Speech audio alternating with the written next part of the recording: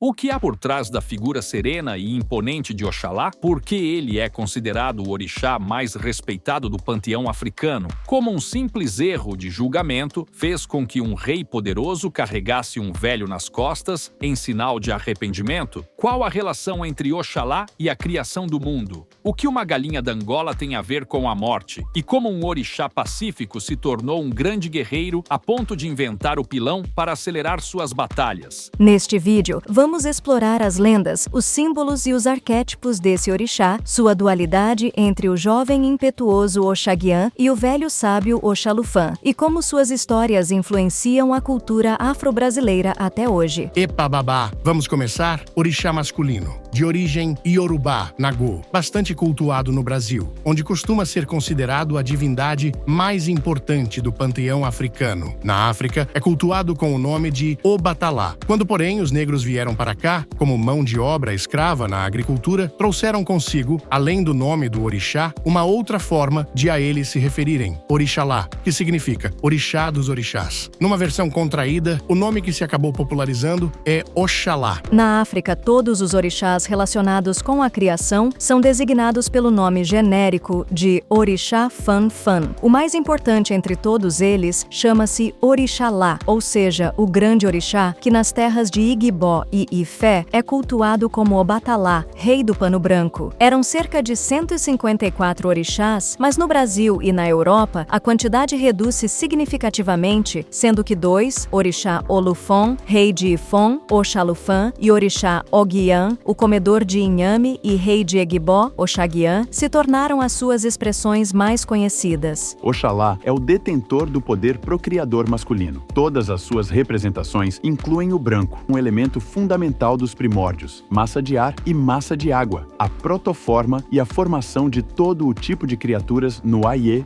e no Orum. Ao incorporar-se, assume duas formas, Oxaguian jovem guerreiro e Oxalufã, velho apoiado num bastão de prata. Apachoró. Oxalá é alheio a toda a violência, disputas, brigas, gosta de ordem, da limpeza, da pureza. A sua cor é o branco e o seu dia é a sexta-feira. Os seus filhos devem vestir branco neste dia. Pertencem a Oxalá os metais e outras substâncias brancas. Oxalá é considerado e cultuado como o maior e mais respeitado de todos os orixás do panteão africano. É calmo, sereno, pacificador, é o criador, portanto respeitado por todos os orixás e todas as nações. A maior interdição de Oxalá é de fato o azeite de dendê, que jamais deve macular as suas roupas, os seus objetos sagrados e muito menos o seu alá. A única coisa vermelha que Oxalá é a pena de Icodidé, prova de sua submissão ao poder genitor feminino. O alá representa a própria criação, está intimamente relacionado com a concepção de cada ser. É a síntese do poder criador masculino. A sua função primeira já remete ao seu significado profundo. A ação de cobrir não evoca somente proteção, zelo, denota a atividade masculina no ato sexual. No Xirê, Oxalá é homenageado por último, porque é o grande símbolo da síntese de todas as origens. Ele representa a totalidade, o único orixá que, como Exu, reside em todos os seres humanos. Seu dia é a sexta-feira, sua cor, o branco. Seu símbolo, o Pachoró. Elementos, atmosfera e céu. Domínios, poder procriador masculino, criação, vida e morte. Saudação. Epa babá. Todos são seus filhos, todos são irmãos, já que a humanidade vive sob o mesmo teto. O grande Alá que nos cobre e protege, o céu.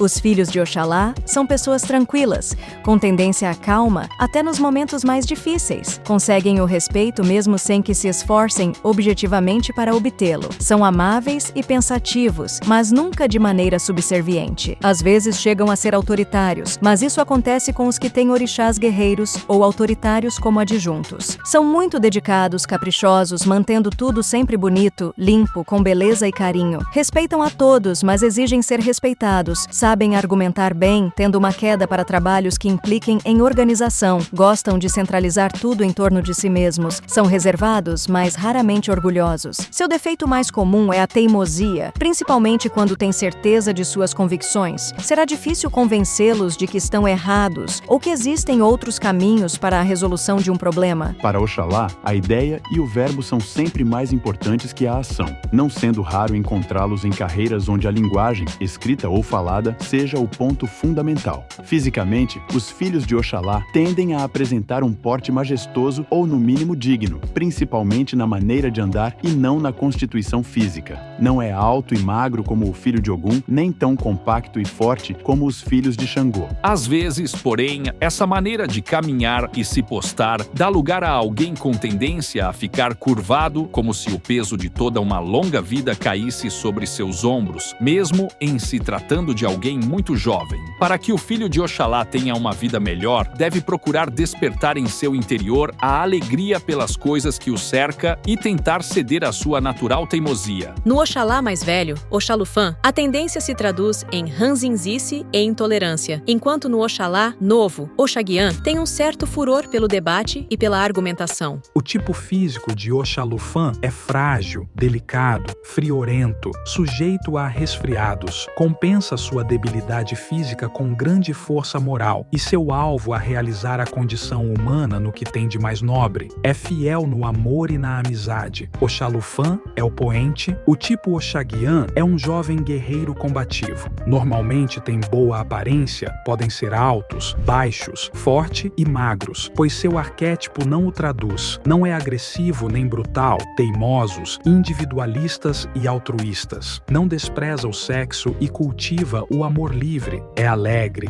gosta profundamente da vida, é falador, brincalhão e ao mesmo tempo tem muita seriedade, não perdoam a injustiça. Ao mesmo tempo é idealista, defendendo os injustiçados, os fracos e os oprimidos. Orgulhosos, gostam da boa briga pela boa causa, às vezes uma espécie de Dom Quixote. Os seus pensamentos originais geralmente antecipam os da sua época. Ele é o nascente e o dono das manhãs. Um de seus itãs mais conhecidos é o das Águas de Oxalá. Aproximava-se o dia em que seria realizado no reino de Oió, a época das comemorações em homenagem a Xangô, rei de Oió, onde todos os orixás foram convidados, inclusive Oxalufã. Antes de rumar a Oió, Oxalufã consultou seu babalaô a fins de saber como seria a jornada. O babalaô lhe disse: leve 3 mudas de roupas brancas, pois Exu irá dificultar seus caminhos. E Oxalufã partiu sozinho. O adivinho aconselhou-o então a levar consigo 3 panos brancos, limo da costa e sabão da costa, assim como a aceitar e fazer tudo o que lhe pedissem no caminho e não reclamar de nada, acontecesse o que acontecesse. Seria uma forma de não perder a vida. Caminhando pela mata, encontrou Exu tentando levantar um tonel de dendê à costa e pediu-lhe ajuda. Oxalufã prontamente lhe ajudou, mas Exu propositalmente derramou o dendê sobre Oxalufã e saiu. Oxalufã banhou-se no rio, trocou de roupa e continuou sua jornada. Mas adiante encontrou-se novamente com Exu, que desta vez tentava erguer um saco de carvão à costa e pediu a Oxalufã que lhe auxiliasse. Novamente Oxalufã lhe ajudou e Exu repetiu o feito derramando o carvão sobre Oxalufã. Banhando-se no rio e trocando de roupa, Oxalufã prosseguiu sua jornada a Oió. Próximo já a Oió, encontrou com Exu novamente tentando erguer um tonel de melado e a história se repetiu. Nos campos de Oió, Oxalufã encontrou com um cavalo fugitivo dos estábulos de Xangô e resolveu devolver ao dono, mas antes de chegar à cidade, foi abordado pelos guardas que julgaram-no culpado pelo furto. Maltrataram e prenderam Oxalufã. Ele, sempre calado, deixou-se levar prisioneiro. Mas, por estar um inocente no cárcere, em terras do Senhor da Justiça, Oió viveu por longos 7 anos a mais profunda seca. As mulheres tornaram-se estéreis e muitas doenças assolaram o reino. Desesperado, Xangô resolveu consultar um babalaô para saber o que acontecia e o babalaô lhe disse: a vida está aprisionada em seus calabouços. Um velho sofria injustamente como prisioneiro, pagando por um crime que não cometera. Com essa resposta, Xangô foi até a prisão e lá encontrou Oxalufã todo sujo e maltratado. Imediatamente o levou ao palácio e lá chamou todos os orixás, onde cada um carregava um pote com água da mina. Um a um, os orixás iam derrubando suas águas em Oxalufã para lavá-lo. O rei de Oió mandou seus súditos vestirem-se de branco e que todos permanecessem em silêncio, pois era preciso, respeitosamente, pedir perdão a Oxalufã.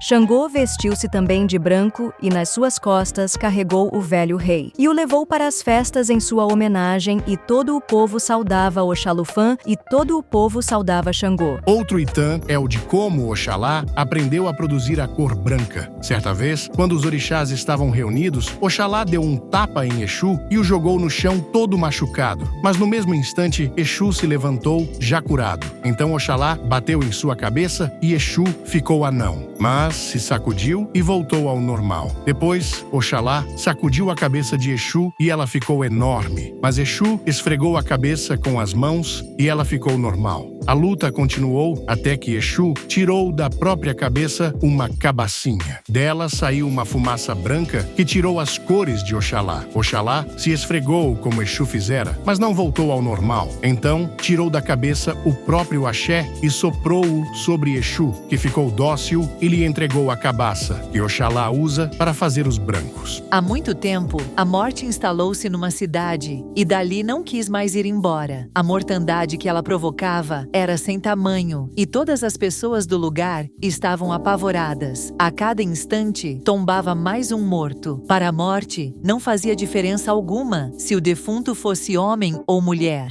se o falecido fosse velho, adulto ou criança. A população, desesperada e impotente, recorreu a Oxalá, rogando-lhe que ajudasse o povo daquela infeliz cidade. Oxalá, então, mandou que fizessem oferendas, que ofertassem uma galinha preta e o pó de giz Efum. Fizeram tudo como ordenava Oxalá. Com o Efum, pintaram as pontas das penas da galinha preta e, em seguida, a soltaram no mercado. Quando a morte viu aquele estranho bicho, assustou-se e imediatamente foi-se embora, deixando em paz o povo daquela cidade. Foi assim que Oxalá fez surgir a galinha d'Angola. Desde então, as Iaôs, sacerdotisas dos orixás, são pintadas como ela, para que todos se lembrem da sabedoria de Oxalá e da sua compaixão. Oxalá, rei de Egigbo, vivia em guerra. Ele tinha muitos nomes. Uns o chamavam de Elemoxó, outros de Ajagunã, ou ainda Akinjolê, filho de Ogiriniã. Gostava de guerrear e de comer. Gostava muito de uma mesa farta, comia caracóis, canjica, pombos brancos, mas gostava mais de inhame amassado. Jamais se sentava para comer se faltasse inhame. Seus jantares estavam sempre atrasados, pois era muito demorado preparar o inhame. Elegigbo, o rei de Egibo, estava assim sempre faminto, sempre castigando as cozinheiras, sempre chegando tarde para fazer a guerra. Oxalá, então, consultou os babalaôs,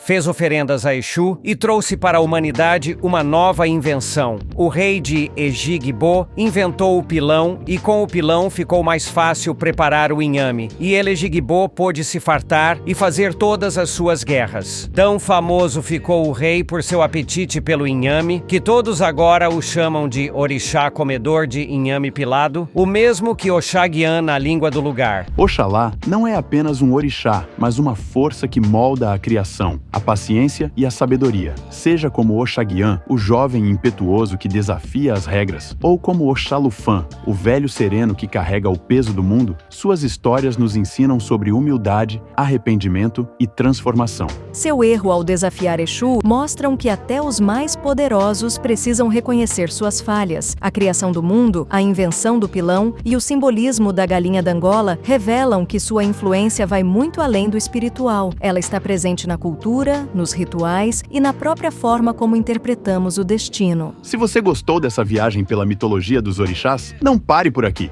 Há muitos outros mistérios, lendas e histórias fascinantes esperando por você nos próximos vídeos. Afinal, entender o passado e seus mitos é uma das melhores formas de compreender o presente. Deixe seu like caso tenha gostado, compartilhe com quem vocês imaginam que se interessem por esse vídeo e, por gentileza, comentem e questionem para que assim possamos seguir fazendo vídeos que auxiliem nossa caminhada juntos pela busca da sabedoria ancestral. Axé e até a próxima!